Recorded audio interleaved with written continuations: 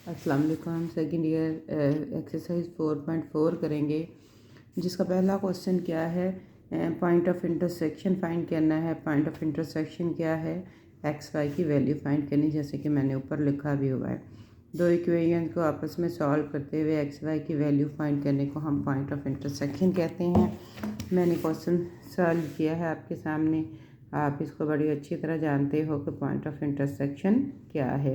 दो इक्वेशन का सॉल्व करना पॉइंट ऑफ इंटरसेक्शन है। मैंने पहले से सॉल्व कर लिया था क्योंकि इजी था, आपको पता चल जाना था। क्वेश्चन नंबर 2 और 3 लॉन्ग हैं, very very very important long questions. Question number 3, 2 और 3 दोनों ही।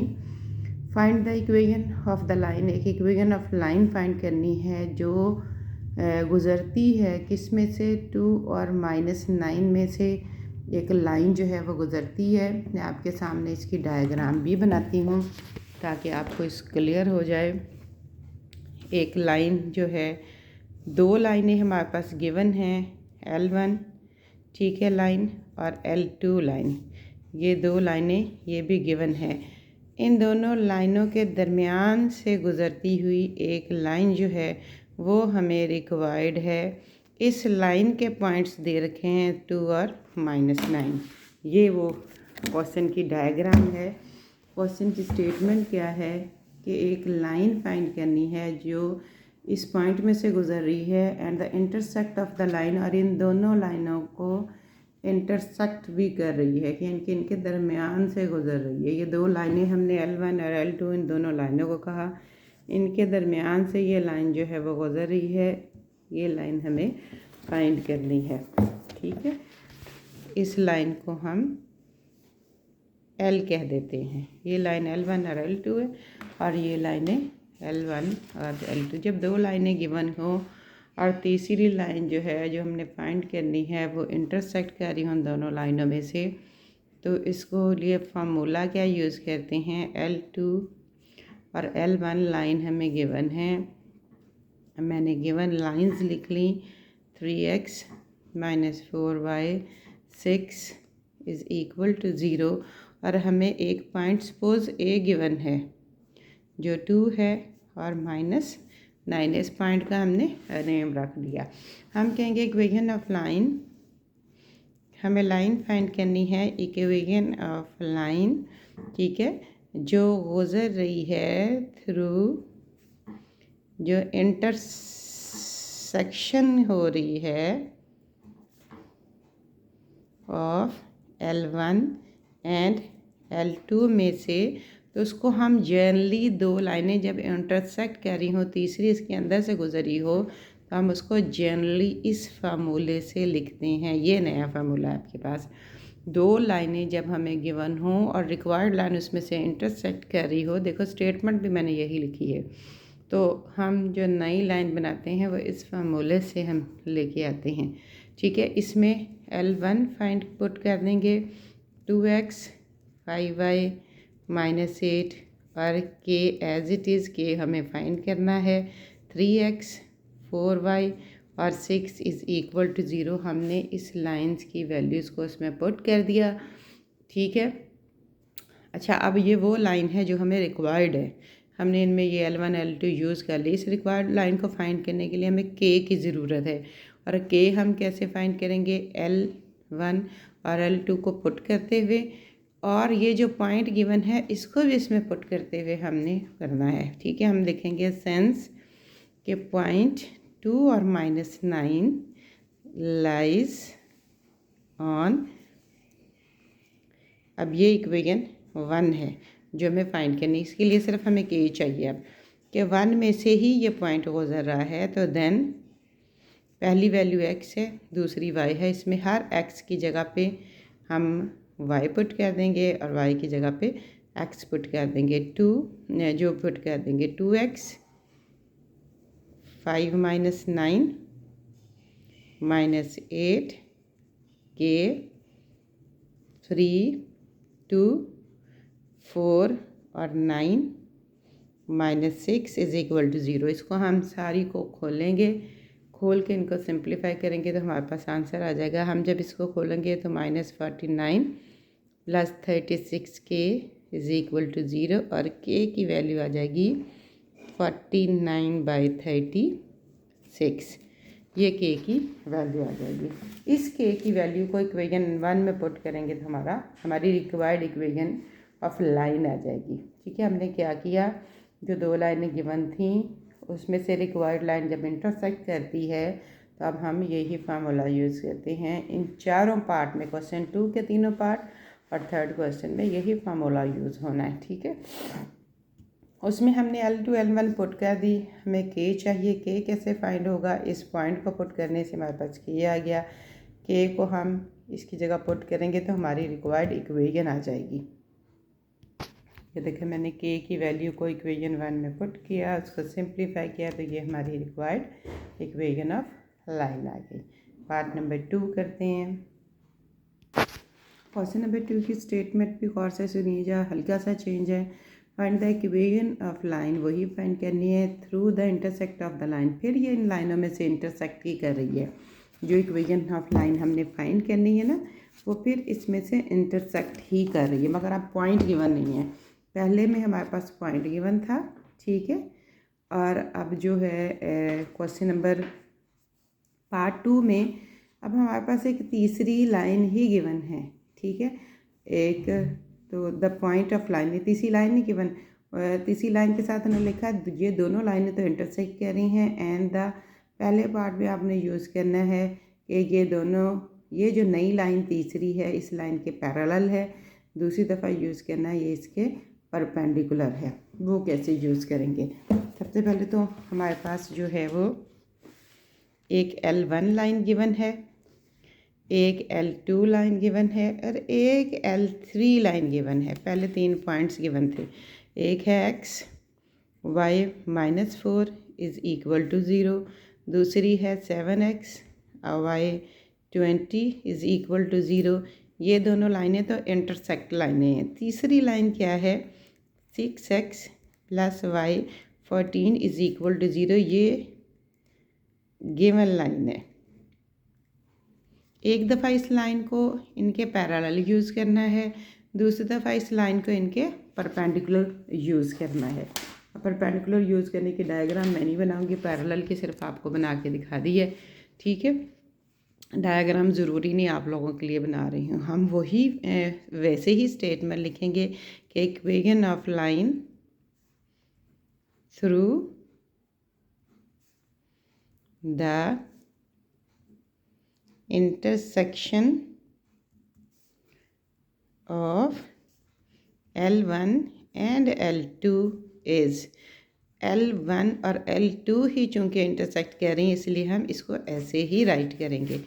अब हम इसमें L1 और L2 की वैल्यू पुट करेंगे, x - y 4 + k 7x + y + 20 is equal to 0। ठीक है, ये हमारी जो है वो इक्वेशन नंबर 1 हो गई। अब k की वैल्यू फाइंड करने के लिए पहले तो हमारे पास पॉइंट था, अब ये लाइन जो है, ये लाइन एक दफ़ा पैरेलल यूज़ करनी है और एक दफ़ा इसको परपेंडिकुलर यूज़ करना है। बस ये इसकी वजह से हमारे पास जो है ना वो k की वैल्यू आएगी। अब वो कैसे आएगी, अब हमें इस वैल्यू को पहले खोलना पड़ेगा। x y and 4 7kx ky और 20k इज़ इक्वल टू 0। ये हमारे पास एक लाइन आ गई। हम कहेंगे कि ये लाइन आ गई। ये लाइन कौन सी लाइन है जो हमें रिक्वायर्ड है, वो वही लाइन है, बस हमने खोली है। अच्छा, इस लाइन के अंदर से अब हमने इसको अरेंज ऐसे करना है, इसको ऐसे अरेंज करके लाइन बनाएंगे कि x की वैल्यूज़ एक साइड पे, x कॉमन लेते हुए, फिर y की वैल्यू एक साइड पे और फिर कांस्टेंट वैल्यूज़ एक साइड पे रखते हुए मैंने इसको लाइन बना लिया। इस लाइन की मैं स्लोप निकाल लूँगी, स्लोप ऑफ लाइन। स्लोप कैसे निकालते हैं, स्लोप आपको पता है y एक साइड पे और x की वैल्यूज़ एक साइड पे रखते हुए इसकी स्लोप निकलती है। कैसे स्लोप निकलेगी, माइनस ज़ुबानी हम निकाल सकते हैं। देखो y अगर एक साइड पे रखें और x और कांस्टेंट को दूसरी साइड पे ले जाए तो ये नेगेटिव में चली जाएगी, तो हम लिखेंगे 1 + 7k डिवाइडेड बाय -1 प्लस के, ये इसकी स्लोप निकल आएगी। स्लोप निकालनी आपको इक्वेशन से आती है। y की वैल्यू एक साइड पे और x की एक साइड पे, और y के साथ इसको डिवाइड करेंगे तो हमारे पास स्लोप आ जाएगी। अब दूसरी हमने स्लोप निकालनी है L3 की। ये जो तीसरी लाइन हमें दी गई है, देखो y की वैल्यूज़ एक साइड पे और 6 x की एक साइड पे, x उधर जाके -6 हो जाएगा तो -6 इसकी स्लोप होगी, जिसे हम M3 का नेम सपोज दे दें, M2 का नेम दे दें, जो भी दे देंगे, ये दो स्लोप्स हो जाएंगी। ये स्लोप किसकी है? गिवन लाइन की है। अब पहला पार्ट क्या यूज़ करना है कि L और L3 आर पैरेलल। आपने ये L3 है, अब पहली कंडीशन है पैरेलल की, कि ये जो लाइन आप फाइंड करने जा रहे हैं वो L3 के पैरेलल है। पहले ये यूज़ करना है, फिर यूज़ करना है कि ये इसके परपेंडिकुलर है। वो यूज़ यहाँ होगा। अगर तो हम कहेंगे, हम यहाँ पे पार्ट ए लिखेंगे, कोई एक पार्ट आएगा कि if L and L3 are parallel, कि अगर तो ये पैरेलल हैं तो देन दोनों की स्लोप्स आपस में इक्वल होगी। ठीक है, हम लिखेंगे M और M3 इक्वल होगी। पैरेलल की यही डेफिनेशन है कि अगर तो ये पैरेलल है तो स्लोप इक्वल होगी, अगर ये परपेंडिकुलर है तो इन दोनों का डॉट प्रोडक्ट -1 के इक्वल होगा। ठीक है, ये जो है M3 के फार्मूले के अकॉर्डिंग हम इसमें M की जगह पे M1 की स्लोप पुट कर देंगे और M2 का सिंप्लीफाई करते हुए हम K की वैल्यू फाइंड कर लेंगे। 1 + 7K 6 -1 प्लस K, और K की वैल्यू डायरेक्ट मैं निकालूंगी कि -7 आ जाएगी। ठीक है, और इसको पुट कर देंगे इन 1 में पुट करने से हमारे पास आ जाएगा x - y -4 -7 7x y 20 और 0। और जब हम इसको खोलेंगे सारी इक्वेशन को तो -48x 8y -1 44 = 0 इसकी रिक्वायर्ड इक्वेशन होगी। इसमें से कॉमन b ले सकते हैं, -6x + y 8 कॉमन ले लें और 18 = 0। ये रिक्वायर्ड इक्वेशन हमारी होगी, रिक्वायर्ड इक्वेशन। अब इसका बी पार्ट है कि if L and L3 are perpendicular then M और M3 का डॉट प्रोडक्ट -1 के इक्वल होगा। देन K चेंज आ जाएगा, -1 + 7K डिवाइडेड बाय ये आ गई, ये वही वाली, और इंटू -6 = -1। फिर ये आ जाएगी 6 1 + 7K = -1 प्लस K, और K की वैल्यू जो है वो आ जाएगी -5/43। डायरेक्ट निकाल लेंगे इसको, फिर वीडियो लंबी हो जाती है, सारा कुछ सिंप्लीफाई करें, इसलिए मैंने इसको डायरेक्ट निकाल दिया। जिसको पुट कर देंगे इक्वेशन 1 में। इक्वेशन 1 में पहले 7 पुट किया था, 1 पुट कर देंगे। x - y -4 -5/43 7x y 20 0, जिससे हमारे पास आंसर जो है वो आएगा x - 6y 34 = 0। ये रिक्वायर्ड इक्वेशन होगी। ठीक है, ये हमने दोनों क्वेश्चंस को सॉल्व कर लिया। पार्ट नंबर 3 इसका सॉल्व करते हैं। पार्ट नंबर 3 भी यही है, फाइंड द इक्वेशन। अब क्या है, दो लाइनें वैसे ही इंटरसेक्ट कर रही हैं, making equal intercept on the axis. अब स्टेटमेंट यूज़ करनी है इक्वल इंटरसेप्टिंग की। ठीक है, ये दो इक्वेशंस हमें गिवन हैं, हमने बिल्कुल वैसे ही लिखी। अब स्टेटमेंट का गिवन है कि making equal intercept on the axis. इस इक्वेशन में इसके अलावा कुछ नहीं गिवन। अब हमें इसी के इंटरसेप्ट निकालने हैं। इंटरसेप्ट निकालने के लिए इस इक्वेशन को खोलना पड़ेगा। x + 2y और 3k 4ky plus 7k is equal to 0। इसको ऑर्डर देंगे, x की वैल्यूज़ एक साइड पे, y की एक साइड पे। अब इंटरसेप्ट फाइंड करने हैं फॉर x इंटरसेप्ट, जिसके लिए हम पुट करेंगे x is equal to 0 for y intercept, जिसके लिए हम पुट करेंगे y is equal to 0। x intercept के लिए y is equal to 0, y intercept के लिए x इज़ इक्वल टू 0 हम पुट करेंगे। इंटरसेप्ट निकालेंगे, इंटरसेप्ट आपको निकालने आते हैं, ठीक है। 1 + 3k x 0, y की जगह 0 तो सब कुछ 0 हो गया, plus 3 + 7k is equal to 0। 1 + 3k x एक साइड पे, 3 + 7k दूसरी साइड पे। x की वैल्यू आ गई 3 -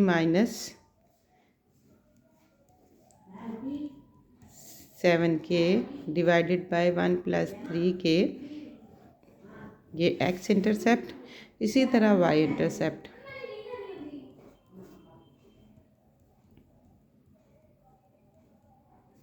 जो y हमारे पास आ जाएगा -3 + 7k डिवाइडेड बाय 2 + 4k, ये y इंटरसेप्ट आ जाएगा, ठीक है। अब हमें गिवन है इंटरसेप्ट्स आर इक्वल। अगर इंटरसेप्ट आपस में इक्वल हैं तो ये राइट साइड भी आपस में इक्वल होगी, यानी कि -3 + 7k divided by 1 + 3k equal होगा 3 + 7k डिवाइडेड बाय 2 + 4k के। ये दोनों आपस में कैंसिल, हमारे पास बचेगा 1/1 + 3k, 1/2 + 4k। इनको हम ऊपर ले जाएंगे और k की वैल्यू हमारे पास -1 आ जाएगी, जो हम पुट कर देंगे इक्वेशन नंबर 1 में, तो हमारी रिक्वायर्ड इक्वेशन आ जाएगी। पुट इन 1 में पुट करने से हमारे पास आ जाएगा x + 2y + 3 - 1 3x + 4y + 7 is equal to 0 और x + y + 2 is equal to 0 इसकी रिक्वायर्ड इक्वेशन होगी। क्वेश्चन नंबर 3 इसका सेम है जैसे पहला क्वेश्चन था, पार्ट था, बिल्कुल ऐसे ही क्वेश्चन नंबर 3 है। ये जो इसकी 4 इक्वेशंस दे रखी हैं, पहली दोनों तो हमारे लिए k के लिए हैं, जो हम k का फार्मूला यूज़ करेंगे। नहीं, पहली दोनों नहीं, अगली दोनों जो हैं वो k के लिए पुट करेंगे। और फर्स्ट 2 जो हैं, इन दोनों को सॉल्व करते हुए पॉइंट ऑफ इंटरसेक्शन फाइंड करेंगे, यानी कि ये वाला पॉइंट फाइंड कर लेंगे, एक्स वाई की वैल्यू फाइंड कर लेंगे। बाकी क्वेश्चन सारे का सारा वैसा ही है। क्वेश्चन नंबर 3 और क्वेश्चन नंबर 4 जो है वो सेम है। वर्ड कॉन्करेंट दिया हो या मीट एट अ पॉइंट दिया हो, दोनों का मीनिंग सेम है, दोनों सेम क्वेश्चंस हैं, ठीक है। कौन कौन सा? 4 और 5। कॉन्करेंट और मीटिंग का मीनिंग सेम है, याद रखिएगा क्वेश्चन नंबर 4 और 5 में। क्वेश्चन नंबर 4 है find the condition. Condition find करें जब ये तीनों लाइंस जो हैं वो आपस में कॉन्करेंट हैं, जब मीट अ पॉइंट हैं। ये लाइंस दी रखी थी, मैंने इनकी सही वाली लाइंस लगा दी। हम लिखेंगे कि इफ़ लाइंस आर कॉन्करेंट, अगर लाइंस कॉन्करेंट हैं तो देन वी नो डैट इनका डिटर्मिनेंट जो है m1 - 1 c1, m2 - 1 c2, m3 - 1 c3 is equal to 0 के इक्वल होगा, ठीक है। देन फाइंड द कंडीशन, आगे सॉल्व जैसे मर्ज़ी कर लें, वो हमारी मर्ज़ी पे है।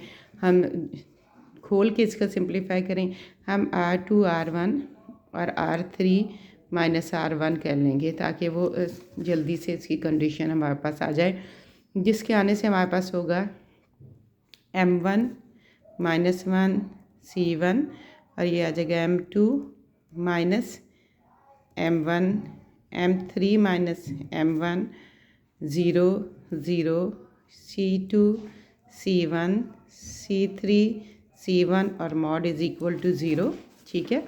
फिर अकॉर्डिंग टू दिस ये सारा कुछ तो ज़ीरो हो जाएगा, M1 के अकॉर्डिंग ये भी ज़ीरो, ये भी ज़ीरो, इसके अकॉर्डिंग ये भी ज़ीरो, ये भी ज़ीरो, तो बाकी सिर्फ ये -1 वाली कंडीशन रह जाएगी।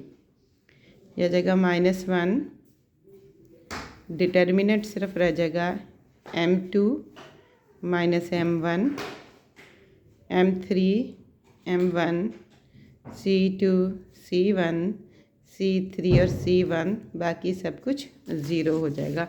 एक्सपेंड करेंगे तो सारा कुछ ज़ीरो का ज़ीरो ही हो जाएगा।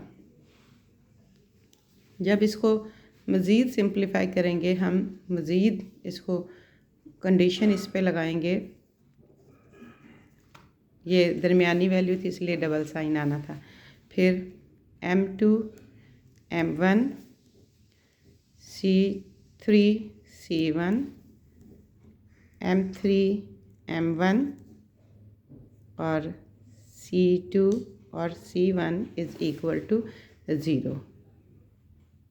तो ये हमारी रिक्वायर्ड कंडीशन होगी, ये आंसर है। या इसको ऐसे भी लिख सकते हैं M2 M1 C3 C1, इसको दूसरी साइड पे ले जाएं, M3 M1 और C2 C1, ये इसकी रिक्वायर्ड। अगर हम इसको पूरे को डिटर्मिनेंट को खोलेंगे तो हम इस कंडीशन तक पहुंचते पहुंचते फंस जाएंगे, तो बेहतर है इसको रो वाला फार्मूला यूज़ करते हुए इसको सिंप्लीफाई कर लें। क्वेश्चन नंबर 5 भी यही है। क्वेश्चन नंबर 5 में ये 3 लाइन दे रखी हैं और कहा है कि P की वैल्यू फाइंड करें जबकि लाइंस आर कॉन्ग्रुएंट। आप डिटर्मिनेंट खोलेंगे तो P की वैल्यू आ जाएगी। जैसे हम डिटर्मिनेंट खोलते हैं 2 - 8 5P + 3 24 और 15 -1 3P + 3 इज़ इक्वल टू 0, तो P की वैल्यू -14 आपके पास आ जाएगी। ये क्वेश्चन नंबर 5 भी सेम था, ठीक है। क्वेश्चन नंबर 6 है। क्वेश्चन नंबर 5 की ही तरह का क्वेश्चन नंबर 8 है। क्वेश्चन नंबर 8 में 3 लाइंस दे रखी हैं, पूछा ये कॉन्करेंट है। कॉन्करेंट आपको पता चल गई। So the points where they meet, उन्होंने कहा है कि चेक करें लाइन कॉन्करेंट है। लाइन कैसे कॉन्करेंट होती हैं? तीनों को डिटर्मिनेंट में रखना, आंसर 0 आ गया तो लाइन कॉन्करेंट है। इफ़ द पॉइंट्स वेयर ये मीट, वो पॉइंट फाइंड करना है जहाँ ये मीट कर रही है, इनके पॉइंट ऑफ इंटरसेक्शन ये वाला फाइंड करना है। कोई सी 2 लाइंस ले लें और उसे पॉइंट ऑफ इंटरसेक्शन आप फाइंड कर लेंगे, यानी कि एक्स वाई की वैल्यू फाइंड करनी है। किसी 2 को यूज़ करते हुए एक्स वाई की वैल्यू फाइंड कर लेना, तो वो पॉइंट ऑफ इंटरसेक्शन आ जाएगा। क्वेश्चन नंबर 8 भी क्वेश्चन नंबर 5 की तरह है। अब मैं 6 करने लगी हूँ। क्वेश्चन नंबर 6, क्वेश्चन नंबर 6 की स्टेटमेंट क्या है कि 3 लाइंस आप लोग को दे रखी हैं, बताएं कि यह कॉन्करेंट हैं कि नहीं। 3 लाइंस दे रखी हैं, हम चेक करेंगे ये कॉन्करेंट है कि नहीं। इनको डिटर्मिनेंट में रखेंगे, आंसर 0 आ गया तो lines are concurrent, otherwise not. अब अगला इसका पार्ट क्या है, उन्होंने कहा कि थर्ड लाइन जो है वो बाइसेक्ट कर रही है फर्स्ट 2 लाइंस को। फर्स्ट 2 लाइंस को थर्ड लाइन बाइसेक्ट कर रही है, ठीक है। तो आप वो जो उससे फॉर्म्ड होने वाले एंगल फाइंड कर दें, यानी कि इसका एंगल B फाइंड कर दें। सपोज ये एंगल नंबर 1 हम इसे कह देते हैं, और इसका भी एंगल फाइंड कर दें, ये एंगल नंबर 2 कह देते हैं। इन दोनों के दरमियान बनने वाला एंगल भी फाइंड कर दें, इन दोनों के दरमियान बनने वाला एंगल B फाइंड कर दें, ठीक है। L2 से L3 तक बनने वाला एंगल B फाइंड कर दें और ये एंगल B फाइंड कर दें।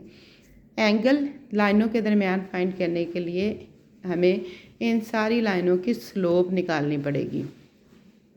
लाइन तीनों की स्लोप निकालनी पड़ेगी और हम नया फार्मूला सीखेंगे कि स्लोप निकालने का फार्मूला क्या है। पहले मैं स्लोप निकालूंगी। ये देखिए मैंने स्लोप निकाल ली। स्लोप ऑफ L1, स्लोप निकालने का फार्मूला आपको आता है। लाइन से स्लोप कैसे निकालते हैं, y एक साइड पे अदर एक साइड पे, फिर y को अकेला कर देते हैं। जो x का कोफिशिएंट होता है वो स्लोप होता है, x का कोफिशिएंट स्लोप है। मैंने तीनों की स्लोप निकाल ली। हमने पीछे डायग्राम में देखा कि हमने एंगल 1 किसको नाम दिया है, L1 और L3 को। L1 और L3 को हमने नेम दिया है, मैं इसमें चेंज कर देती हूँ। ये 1 है और सपोज ये 2 है। L1 और L2 को, 3 को हमने θ1 का नेम दिया है, 3 और 2 को हमने θ2 का नेम दे दिया है। ठीक है। अकॉर्डिंग टू दिस हम इसकी स्लोप इसका एंगल निकालेंगे। इन दो लाइंस का एंगल निकालने के लिए हम लिखेंगे tan थीटा 1 और इसका निकालने के लिए tan theta 2। According to this formula क्या होगा, इन दोनों के अकॉर्डिंग फार्मूला क्या होगा, m3 l3 के according -l1 divided by 1 + m3 × n1 और इसके दरमियान फार्मूला अकॉर्डिंग टू लाइंस क्या होगा, m2 - m3 divided by 1 + m2 × m3। अच्छा, हम फार्मूला मुख्तलिफ वे से लिखा जाता है। फार्मूले को लिखना कैसे है, फार्मूले को एरो से शुरू करना है, m3 - m1 m2 - m3, ये एरो एंटी क्लॉकवाइज लगाने हैं। l3 पहले इसकी स्लोप फिर बैक वाले की, पहले एरो वाले की स्लोप फिर इसकी। ये फार्मूला मुख्तलिफ तरीक़ों से चेंज होगा, ठीक है। इसमें हम वैल्यूज़ पुट कर देंगे। स्लोप की m3 की वैल्यू जो है वो 3/4 है, m1 1 है, डिवाइडेड बाय 1 + 3 4 × 1। सिंप्लीफाई करेंगे तो -1/7 आ जाएगा tan थीटा 1। दूसरी साइड की स्लोप निकालेंगे। m2 जो है वो है 3/4, m3 जो है वो 4/3 डिवाइडेड बाय 1 + 3/4 × 4/3। आंसर इसका भी -1/7 ही आ जाएगा थीटा 2 का। क्योंकि ये बाइसेक्ट कर रही थी इसलिए इनके आंसर सेम आ गए। इनके आंसर सेम आना ज़रूरी नहीं है। हम लिखेंगे थीटा 1 इक्वल आ गया थीटा 2 के। सो l3 जो है वो bisect the angle formed by first 2 lines. पूरा क्वेश्चन नहीं आता, हाफ क्वेश्चन आता है। ये दूसरा पार्ट इसका हमने किया है कि इनके एंगलों से चेक करें कि क्या ये वाकई थर्ड लाइन इसको बाइसेक्ट कर रही है। अगले सारे क्वेश्चन एंगल्स के हैं और इन्हीं एंगल्स से हमने अगले क्वेश्चन करने हैं। क्वेश्चन नंबर 8 क्वेश्चन नंबर 5 की तरह है। क्वेश्चन नंबर 9 जो है वो करते हैं। क्वेश्चन नंबर 9 क्या है, क्वेश्चन नंबर 9 की स्टेटमेंट है find the coordinate of the vertices of the triangle. Coordinate of vertices क्या हैं, कि इन तीनों इक्वेशंस को सॉल्व करना है। पहले इन दोनों को एक्स वाई की वैल्यू आ जाएगी, फिर इन दोनों को एक्स वाई की वैल्यू आ जाएगी, फिर पहली और 1 को तो एक्स वाई की वैल्यू आ जाएगी। तो हमारे पास कोऑर्डिनेट ऑफ वर्टिसेस आ जाएंगे, यानी कि एक्स वाई की 3 वैल्यूज़ आएंगी तो हमारे पास वर्टिसेस आ जाएंगे, ठीक है। ये क्वेश्चन नंबर 9 है। फिर उनके एंगल्स भी फाइंड करने को कहा है। Also find the measure of angle of triangle. फिर वो जो वर्टिसेस आएंगे उससे ट्रायंगल बनाएं और ट्रायंगल के तीनों वर्टिसेस के एंगल भी फाइंड करें। वर्टिसेस आप खुद फाइंड करेंगे और एंगल मैं आपको फाइंड करके इसके देती हूँ कि एंगल क्या फाइंड करेंगे। ये क्वेश्चन नंबर 9 है। क्वेश्चन नंबर 9 में से हम पहली 2 को सॉल्व करेंगे तो 1 पॉइंट आएगा, फिर दूसरा और फिर तीसरा। इससे हम स्केच बनाएंगे। यहाँ ए होगा, ए के एंगल को अल्फ़ा, बी यहाँ होगा, बी के एंगल को बीटा और सी होगा। फिर हम अकॉर्डिंग टू ए बी इसके एंटी क्लॉकवाइज एरो लगाएंगे। ये एंटी क्लॉकवाइज इसका एरो, फिर इधर जाएंगे इसका एंटी क्लॉकवाइज और फिर इसका एंटी क्लॉकवाइज। ए बी के दरमियान m1 होगा, बी सी के दरमियान m2 होगा और सी ए के दरमियान m3 होगा। अब ये तीनों एंगल हमें फाइंड करने हैं। हमें स्लोप निकालनी पड़ेगी। ए बी पॉइंट से हमने स्लोप का फार्मूला लगाते हुए स्लोप निकाल ली। बी सी से हमने स्लोप का फार्मूला लगाते हुए, आपको ये स्लोप का फार्मूला आता है 2 पॉइंट से स्लोप कैसे निकालते हैं। तीनों स्लोप्स हम निकाल चुके हैं। अब हम अल्फ़ा फाइंड करेंगे। We know that tan alpha find करेंगे m1 m3 divided by 1 + m1 और m3। अकॉर्डिंग टू एरो चलना है। एरो में पहले जिस तरफ ये एरो है m1 और नीचे वाला m3 लेना है। According to tan beta, according to tan beta, beta के अकॉर्डिंग m2 पहले और m1 बाद में, 1 + m2 × m1 tan गैमा की बारी आ गई। तो tan गैमा कैसे होगा, m3 minus m2 1 plus m3 into m2। ये फार्मूलाज ध्यान से लिखने हैं, जहाँ एरो है वो पहले माइनस दिस वन, ये दोनों से इसमें वैल्यू पुट करेंगे, हमारे तीनों एंगल्स आ जाएंगे। ये देखें मैंने इसमें वैल्यूज़ पुट कर दी, तो अल्फ़ा की वैल्यू 45 डिग्री आई। ये तरह बीटा की निकालेंगे, इसी तरह गैमा की निकालेंगे। स्लोप्स हमारे पास गिवन है।